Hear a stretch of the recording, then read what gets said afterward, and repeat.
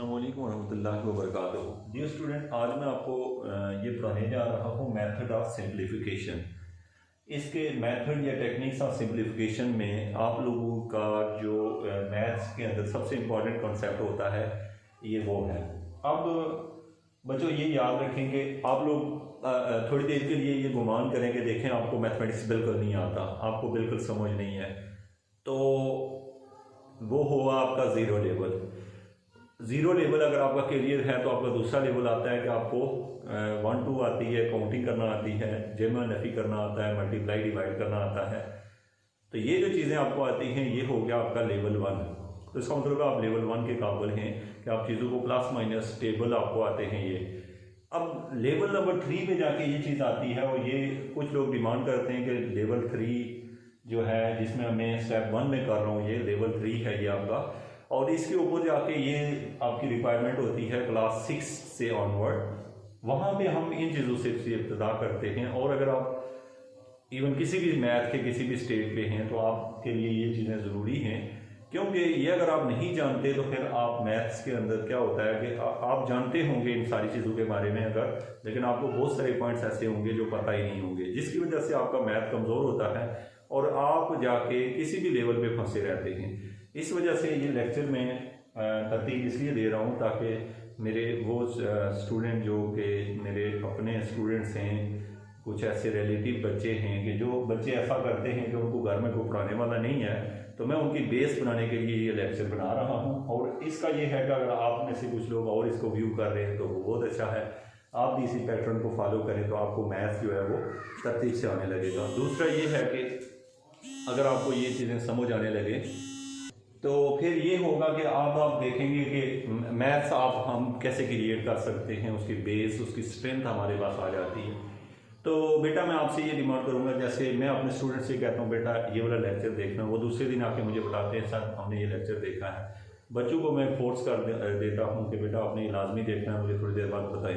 तो इसलिए मैं आप जो भी आप अभी मेरा लेक्चर अगर आप देख रहे हैं तो थोड़ी देर के बाद जब मैं आपसे पूछता हूँ तो मैं आपको इन्हीं तरीक़ों से आपने मुझे बताना है कि मैं आपसे यही चीज़ें पूछूंगा कि बताओ बच्चों, जब आप सिंप्लीफिकेशन करते हैं तो आपके दिमाग में क्या होता है।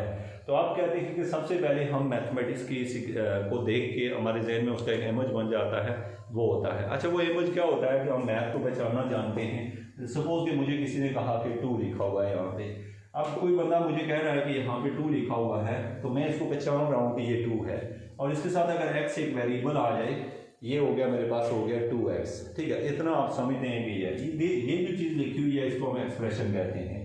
इसको क्या कहते हैं? एक्सप्रेशन कहते हैं। मैथ में सिंपली ऐसे लिखा हो तो ये एक्सप्रेशन है, और एक्सप्रेशन के साथ कुछ और भी जोड़ दें, ऐड कर दें, सब्ट्रैक्ट कर दें, मल्टीप्लाई कर दें, डिवाइड कर दें, तो वो एक्सप्रेशन ही होती है। तो ये जो सबसे पहली चीज़ हुई है ये है एक्सप्रेशन। आपको ये क्लियर होना चाहिए कि मैथ में एक्सप्रेशन किसको कहते हैं, तो ये बात आपको क्लियर होनी चाहिए। ये मैं आपसे पूछूं तो आपने मुझे बताना है कि सर हमें पता है कि मैथ में एक्सप्रेशन क्या चीज़ होती है, यानी कि ये क्या है, एक एक्सप्रेशन है। आपका सवाल ये है कि सर क्या एक्सप्रेशन के लिए बस यही एक्सप्रेशन है, कुछ और हो सकता है? बहुत सारे, कोई भी चीज़ लिखी हो, जैसे यहाँ पे लिखा है 2x + 3y, ये भी एक एक्सप्रेशन है। तो मतलब ये सारी एक्सप्रेशन ही हैं। तो अब आपके जहन में ये आना चाहिए कि एक्सप्रेशन का लफ्ज़ जहाँ यूज़ होता है, जैसे आप लोग एक उर्दू में एक सेंटेंस बोलते हैं, आप सेंटेंस बोलते हैं कि मैं स्कूल जा रहा हूँ। जब आप ये कहते हैं तो ये एक पूरा फिक्रा है, और जब आप खाली कहते हैं कि मैं स्कूल, जब आप कहते हैं मैं स्कूल, तो मैं स्कूल का कोई मतलब नहीं होता, क्या करने लगे मैं स्कूल। तो इसी तरीके से मैथ में इस एक्सप्रेशन का पूरा कोई मतलब नहीं होता। हाँ, जब ये एक्सप्रेशन के बाद कोई इक्वलिटी आ जाती है, या फिर ग्रेटर देन वगैरह इक्वल टू आ जाता है, या लेस देन इक्वल टू, या खाली लेस देन, या ग्रेटर देन, इस तरह के सिंबल जब आ जाते हैं तो वो एक्सप्रेशन जो होती हैं वो मीनिंगफुल होना शुरू हो जाती हैं। मसलन अब आपसे को पूछता है कि क्या फ़र्क है एक्सप्रेशन और इक्वेशन में, तो ये इक्वेशन बन गई है। जब दो एक्सप्रेशन, जैसे जीरो बजाते खुद एक एक्सप्रेशन है, ये भी एक्सप्रेशन है, ये दोनों आपस में इक्वल से मिली हैं, तो ऐसी एक्सप्रेशन को हम लोग कहते थे कि अब ये एक्सप्रेशन मिली है तो इक्वेशन बन गई है। अब इक्वेशन के ऊपर बच्चों आपका जितना ज़्यादा कंट्रोल होगा उतना मैथ आपको ज़्यादा आता होगा। अब सीढ़ी बाई सीढ़ी मैं आपको आगे बताऊंगा तो आपको पता चलता जाएगा, आप इसके ऊपर कंट्रोल करते जाएंगे, ठीक है। तो ये हो गया मेरे पास क्या है, ये एक्सप्रेशन है, सॉरी इक्वेशन है। और ये जो है इसको इक्वेशन नहीं कहते क्योंकि इसमें ग्रेटर देन इक्वल टू आता है, तो ये इनइक्वलिटी है, इक्वलिटी नहीं है, इसको कहते थे ना, ये इक्वलिटी है। ये क्या है, इक्वलिटी या इक्वेशन है। और ये जो नीचे दी हुई है ये इनइक्वलिटी है। और ये जो नीचे है ये चारों, इनमें से कुछ भी आ जाए ये सारी इनइक्वलिटी ही कहलाती हैं। तो ये, और एक और बात याद रखिएगा कि जब आप ये लेक्चर देख रहे हैं तो आपको कोई बात नहीं समझ आ रही तो आपने तवज्जो से देखना है, फिर वीडियो को पीछे करके देखना है, फिर भी समझ नहीं आ रही तो आगे चलने देना है। क्योंकि आप जब स्टेप 2 पे जाएंगे तो स्टेप 1 आपका ऑटोमेटिकली ठीक हो जाता है। क्योंकि ये इंसानी माइंड की फितरत होती है कि कुछ चीज़ें जो होती हैं वो क्या करता है, स्टेप बाय स्टेप जो है वो करते हुए जब नेक्स्ट स्टेप पे जाता है, जैसे अभी मैं स्टेप 1 पे हूँ, इन चीज़ों को आपने समझा होगा तो देखना आपकी सिंप्लीफिकेशन कितनी स्ट्रांग होगी। आपकी सिंप्लीफिकेशन स्ट्रांग होगी तो आपका मैथ स्ट्रांग हो जाएगा। और इवन ये होता है कि एक स्टूडेंट जो है कोई मुश्किल सवाल जब बड़ी क्लास में जाता है तो कोई ऐसा सवाल आया होता है जिसमें सवाल का कुछ पूछा जाता है, जैसे आप लोग अगर बड़ी क्लास के स्टूडेंट हैं, आपको इंटीग्रेशन का कहा जाता है तो इंटीग्रेशन के सवाल एक स्टेप का होता है, उसके बीच में सिंप्लीफिकेशन मसला करती है। तो जिस स्टूडेंट को उसके मसलों का नहीं पता होता तो वो फंसे रहते हैं। तो इसलिए आपका ये मसला हल हुआ कि ये हुई है इक्वेशन, और ये क्या हुई है बच्चा, ये सारी ये इक्वेशन है, ये इनइक्वलिटी है। इनइक्वलिटी में कुछ भी आ सकता है, छोटा है, बड़ा है, ये सिंबल आ सकते हैं। अब यहाँ पर जो चीज़ मैंने क्लियर कर दी आपको वो होगी आपकी कि एक्सप्रेशन क्या होती है और इक्वेशन क्या होती है। अब यहाँ पर जो चीज़ आपने और भी समझनी है इक्वेशन के बारे में, तो मैं आपको यहाँ पे ये समझाऊंगा कि जो हमारे पास आगे ये होगी इक्वेशन, ठीक है। अब जब इक्वेशन जो होती है वो उसके बाद आगे सिंबल जिस बच्चे को ना पता हो, सिंबल जो मैथ के अंदर अलामतें यूज होती हैं उनके बारे में आपको क्या मालूमात होनी चाहिए। सिंबल का मतलब होता है बच्चों के, जैसे कि यहाँ पे मैंने एक्स और वाई इस्तेमाल किया। अब देखें, आप जब लिखो तो मैथ में सबसे पहली चीज़ है, जैसे हम अमूमन मैथ में जब लिखा करेंगे बच्चों, तो जब एक्स वाई लिखते हैं तो हम इनको कहते हैं कि एक्स वाई जी, इनको अक्सर हम वेरिएबल का नाम देते हैं, और ए बी सी वगैरह जो होते हैं इनको हम कांस्टेंट का नाम दे रहे होते हैं। लेकिन इसका बिल्कुल भी मतलब ये नहीं है कि ये कांस्टेंट ही बन जाएंगे हमेशा के लिए। हम वैसे अपनी सहूलत के लिए इनको वेरिएबल्स कहते हैं, इनको हम कांस्टेंट कहते हैं। ये सिंबल में आपको थोड़ा सा फर्क पता हो, लेकिन अगर ये कोई बंदा इनको वेरिएबल भी कह दे तो कोई मसला नहीं है, हो सकता है कि ये वेरिएबल भी हों। तो इसलिए यानी कि जो बात यहाँ समझाना चाहता हूँ कि एक बंदा अगर आपको ऐसे सवाल दे दे 2a + b, तो यहाँ पे आप कह सकते हैं कि a और b कांस्टेंट है, लेकिन अगर सवाल के साथ डिफाइन हो कि ये कांस्टेंट नहीं वेरिएबल हैं तो फिर आप इनको वेरिएबल ही पढ़ेंगे, लेकिन अगर डिफाइन नहीं है तो आप इनको कांस्टेंट ही समझेंगे। और एक्स वाई जी कहीं लिखे हुए नजर आए तो अगर कोई इनको कहता है कि ये वेरिएबल हैं तो फिर वेरिएबल हैं, अगर कोई कहता है ये कांस्टेंट है तो कांस्टेंट है, अगर कोई कुछ कहता ही नहीं है, खाली कहता है 2x + y, तो इट्स मीन ये वेरिएबल ही होंगे।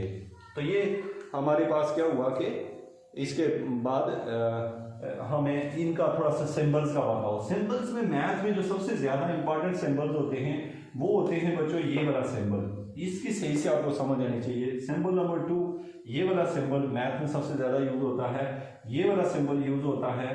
और जो इंपॉर्टेंट सिंबल्स होते हैं ये हो गया, ये हो गया, ये हो गया, ये सबसे ज्यादा मैथ में यूज होते हैं। अब इसको पढ़ते होते हैं बिलोंग टू, तल्लक रखता है। मतलब मुझे कोई कहता है 2 का तल्लक किसी सेट से है, किसी सेट मतलब जैसे 1 2 से है, यानी 2 इसमें से है, ये इसको कहते होते हैं तल्लक रखना। तो ये इंपॉर्टेंट में से होता है बिलोंग टू, यानी ये उससे बिलोंग कर रहा है, ये उसके अंदर मौजूद है। लेकिन अगर ऊपर से ये करते हैं तो इसको कहते होते हैं नॉट बिलोंग टू। तो बिलोंग टू का लफ्ज जो होता है वो हम इससे यूज करते हैं, ठीक है। उसके बाद नेक्स्ट है, इसको पढ़ा करते हैं, ये जो सिंबल होता है इसको पढ़ा करते हैं फॉर ऑल। क्या पढ़ते हैं? फॉर ऑल का मतलब ये होता है कि देखें, मैं कहता हूं जैसे कोई एक सेट है, अब सेट जैसे नेचुरल नंबर का सेट है तो उसके अंदर जो नंबर होते हैं बच्चों वो होते हैं 1 2 3 अप टू सो ऑन। अब ये इतने ज्यादा नंबर होते हैं कि हम इन सब को, मुझे नेचुरल नंबर में से कोई नंबर लेना पड़े तो मैं जनरल जब नंबर लूंगा तो मैं लिखता हूँ for all A belong to natural number. अगर ये लाइन में लिख दो for all A belong to natural number, तो बच्चों इसका मतलब हुआ करेगा कि फॉर ऑल ए मतलब ये ए तमाम नंबर को रिप्रेजेंट कर रहा है, यानी कि ये ए, इस ए की कीमत इनमें से कुछ भी हो सकती है, इसका ये मतलब है। तो ये लफ्ज हम बहुत ज्यादा यूज करते हैं फॉर ऑल, यानी कि ये ए इन तमाम को रिप्रेजेंट करता है। और किसी और चीज को के लिए भी, जैसे ये होल नंबर होते तो हम कह सकते थे फॉर ऑल। तो ये लफ्ज फॉर ऑल आपको सही से समझो, जो सिंबल में मैंने आपको लास्ट बताया ये और देयर एग्जिस्ट का मतलब क्या होता है, ये हम कब लगाते हैं।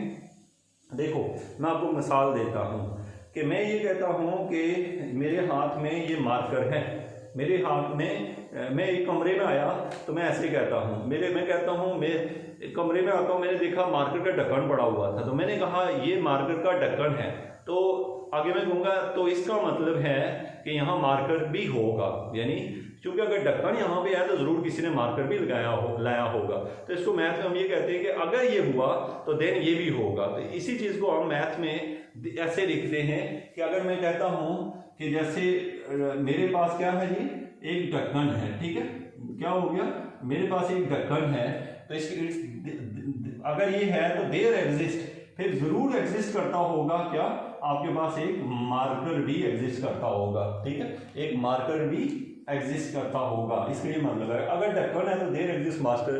तो इस तरह से मैथ में ये सिंबल बहुत ज्यादा हम यूज करते हैं। इसके अलावा सेट के रेलिवेंट बहुत सारे और सिंबल होते हैं, जैसे ये वाला सिंबल होता है, ये सिंबल होता है, ये सिंबल होता है, छोटा है बराबर है, बड़ा है बराबर है, खाली बड़ा है, इस तरह के जो सिंबल होते हैं हम मैथ में इस्तेमाल करते हैं।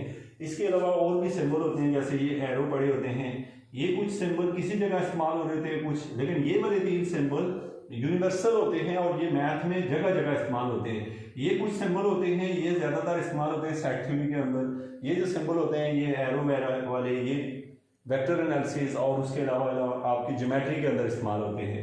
लेकिन जब हम ज्योमेट्री वाले टॉपिक पे जाते हैं तो वहाँ पे इनका इस्तेमाल देख लेते हैं। यहाँ पर जो एम टॉपिक है वो है कि इन 3 सिंबल को रिकॉग्नाइज करना बच्चे के लिए बहुत ज़रूरी है, और इसके अलावा ये सिंबल भी आपको पता हो।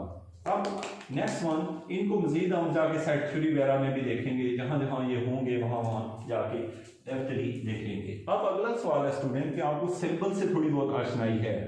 अब आपका सवाल है कि ये बहुत इंपॉर्टेंट बात होती है, बेस पावर कोफिशिएंट, ठीक है। अब देखिए बेस पावर कोफिशिएंट क्या होता है, जैसे ये इक्वेशन लिखी हुई है 2x, जो ये इक्वेशन है नहीं, ये एक्सप्रेशन है।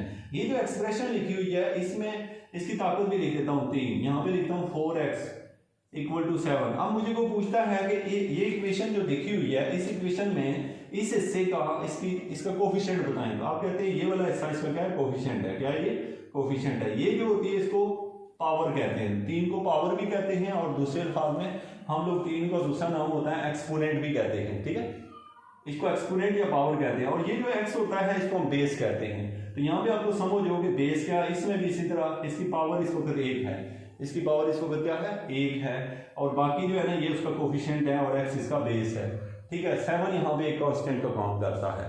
अब यहाँ पर आपकी बात ये क्लियर होनी चाहिए कि आप किसी इक्वेशन या एक्सप्रेशन में से बेस, पावर और कोफिशिएंट को आपको पता हो। उसके अलावा ये रूल आपको पता हो BMDAS, ठीक है। इसको क्या करते हैं हम लोग, इस रूल के मुताबिक जब भी हम कोई सवाल हल करते हैं तो हम हमेशा पहले ब्रैकेट का अमल करते हैं, फिर मल्टीप्लिकेशन, फिर डिवीजन, फिर एडिशन, फिर सब्ट्रैक्शन। मसलन अगर मुझे ना कोई बंदा ये कह दे कि जैसे यहाँ पे एक ब्रैकेट के अंदर लिखा हुआ था 2x + 3, आगे मैं लिखता हूँ × 7 -4 + 5 - 8। अब ये सवाल मुझे को हल करने का कहेगा तो सबसे पहला स्टेप होता है कि आप जो कुछ ब्रैकेट में उसको हल करो, बाकी कुछ भी नहीं करना। पहले स्टेप में ये करना है, जैसे ब्रैकेट में ये है, ये अगर हल हो रहा हो तो ठीक है, नहीं तो इसकी ब्रैकेट हटानी होती है। दूसरे स्टेप में मल्टीप्लिकेशन का स्टेप करना होता है हमेशा। अगर आप बाद जैसे एक सवाल किसी ने दे दिया आपको 2 × 2 + 2, ये सवाल है। अब इसमें सबसे पहले इसको हल करो तो आप देखो इसके जवाब क्या आएंगे।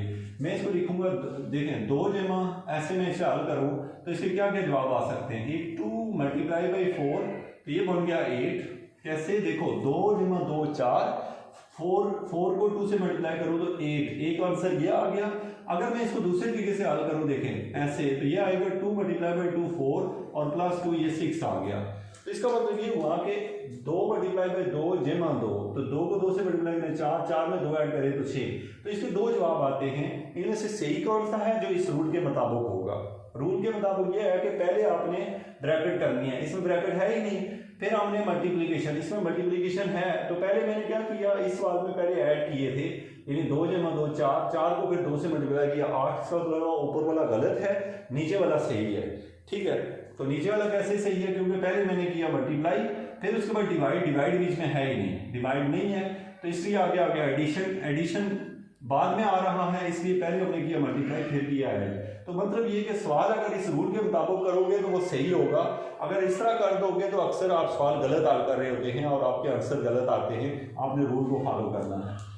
अब हम जाएंगे स्टूडेंट स्टेप 2 पे ना, जब सिंप्लीफिकेशन के, तो वहाँ पे फर्दर हम देखेंगे सिंप्लीफिकेशन में और क्या क्या होता है। Thank you so much.